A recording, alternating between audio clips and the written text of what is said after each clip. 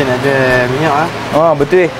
Ni 2 botol ni je. 2 botol ni je. Okey, jom kita timbang dulu ah. Boleh kita. Oh, timbang dulu ah. Ya. Okey. Okey. Sekejap Okey, ni 10.2 kilo. Okey. 1 kilo dia kira berapa? So untuk 1 kilo kita akan ambil RM3 lah. RM3. 10 kilo. So jadi RM30 lah. RM30 saya dapat. Ya. Terima kasih. Okey, tak apa. Jom kita pergi Saya ada belah tu. Okey, di sini Cik boleh tulis nama, nombor telefon, nombor bank dan nombor akaun Cik lah. Kita akan transfer Cik dalam masa 2 atau 3 hari lah. 2 atau 3 hari. Ya. Dapat duit RM30. Ya, betul. Sini ya. Ya. Okey, masih dalam 2-3 hari lagi kita akan transfer ke akaun bank Cik lah. Ya, baik, betul. Okey. Terima kasih. Terima kasih.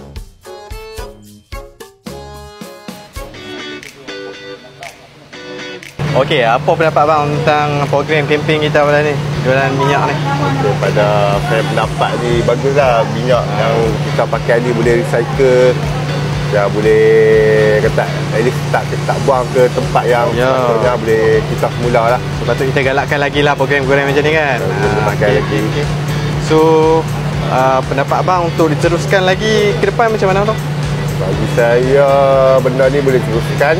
Pasal kata minyak kita hari-hari tu pakai buah kita guna buah recycle boleh jual balik.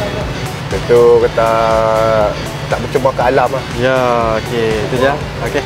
Okey bang, masih. Okey, sama. Okey, masih.